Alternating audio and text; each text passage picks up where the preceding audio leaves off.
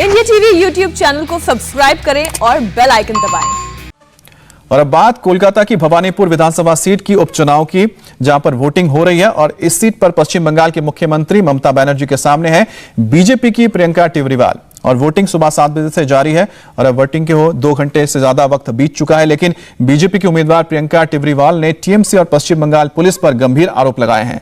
प्रियंका टिवरीवाल ने टीएमसी पर booth capturing का आरोप लगाया और प्रियंका टिवरीवाल का कहना है कि कल ही बड़ी संख्या में भवानीपुर में टीएमसी ने दूसरे इलाके से अपने लोगों को फर्जी वोट डालने के लिए बुलाया है और वो लोग आज अलग अलग बूथ पर पहुंचकर फर्जी वोट डाल रहे हैं।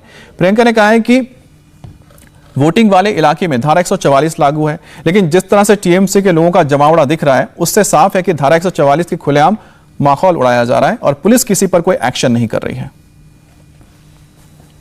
तो ये तस्वीरें आप देख रहे हैं, ये प्रियंका टिवरीवाल हैं जो इस वक्त भवानीपुर में लगातार अलग अलग बूथ में जा रहे हैं। आपको बता दें कि भवानीपुर में 287 बूथ खोले गए हैं और इन 287 बूथ का दौरा प्रियंका टिवरीवाल बतारी करेंगी। और भवानीपुर सीट बहुत ही हाई प्रोफाइल सीट है क्योंकि ममता बनर्जी मैदान में है और प्रियंका टिवरीवाल का यह कहना है कि बाहर से लोगों को बुलाया गया है बड़ी तादाद में जो फर्जी वोट डाल रहे हैं टीएमसी के नाम पर।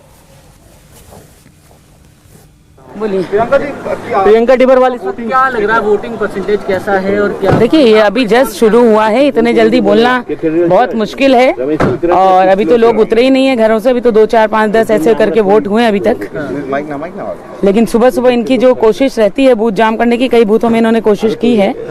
तो बस अब यही है, पब्लिक उतर के अच्छे से वोट करे। शिकायतें मिल रही हैं आपको? जहाँ मिल रही है वहाँ मैं जा रही हूँ, जहाँ मिल रही है वगैरह जो है हाँ 144 वायलेट किया जा रहा है अलग अलग जगहों पे। जो बिल्कुल किया जा रहा है वो आप लोग रास्ते में देख लीजिए जाकर के, मैंने आपके कैमरे के माध्यम से दिखाया है। ये 144 का सीन नहीं हो सकता है।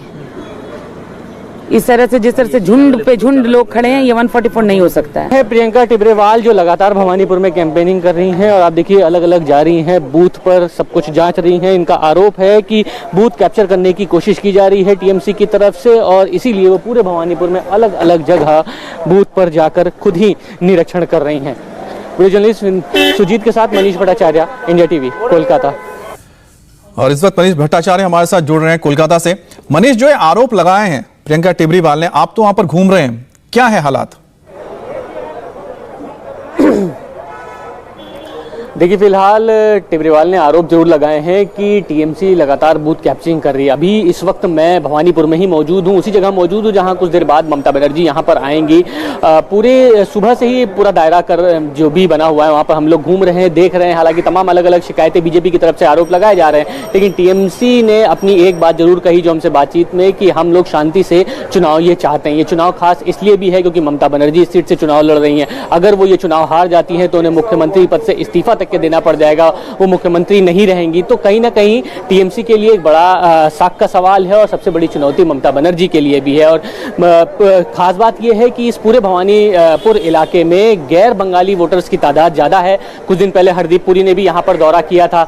सिख समुदाय, सिख कम्युनिटी यहाँ पर है, गुजराती है, मारवाड़ी है, हिंदी बेल्ट ज्यादा है, 20% मुसलमान है। तो इसलिए कहीं ना कहीं बीजेपी को थोड़ी बहुत उम्मीद जरूर दिखाई दे रही है, लेकिन चुनौती ममता बनर्जी के लिए है। और अमित, खास बात यह है कि अभी कुछ दिन पहले ममता बनर्जी ने एक भावुक अपील भी की थी कि अगर आपको लग रहा है कि ममता बनर्जी यहां से चुनाव जीतेंगी ही, पक्का जीतेंगी, तो ऐसा ना करें, घर से निकलें, वोट करें और ज्यादा से ज्यादा मतदान करें। तो इन तमाम बातों से ये लग रहा था कि कहीं ना कहीं ममता बनर्जी थोड़ी नर्वस जरूर है और चैलेंजेस इसलिए भी ज्यादा है कि अगर इस सीट पर वो चुनाव नहीं जीतती है तो मुख्यमंत्री नहीं रहेंगी। तो कुल मिलाकर दिन जैसे जैसे चढ़ रहा है अमित, वैसे वैसे मतदान जो वोट परसेंटेज है वो बढ़ रहा है। सुबह से बहुत ज्यादा लोगों की भीड़ नहीं दिखाई दी है बूथ पर, लेकिन अब थोड़ा समय बढ़ रहा है तो लोग भी आ रहे हैं और लोगों का फिलहाल मूड भी हमने जानने की कोशिश की है। वो एक तरफा बात जरूर कर रहे हैं, लेकिन फिलहाल हालात बहुत ज्यादा वैसे दिखाई नहीं देते। नहीं, बिल्कुल अब देखना होगा ये होता क्या है, क्योंकि 6 महीने पहले जब यहाँ पर वोटिंग हुई थी उस दौरान ममता बनर्जी यहाँ से मतलब नहीं लड़ी थी, लेकिन जो शोभन देव यहाँ से लड़े थे उनको 28,000 का मार्जिन मिला था, जो वोट मिला था। लेकिन 2016 में जब ममता बनर्जी यहाँ से चुनाव लड़ी तो उनको 25,000 का मार्जिन मिला था, उनके ना होते हुए 28,000 का मार्जिन मिला।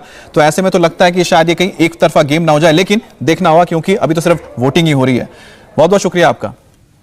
गोरखपुर में कारोबारी की मौत के मामले में सीएम योगी ने बड़ी कार्रवाई की है। पूरी खबर ब्रेक के बाद।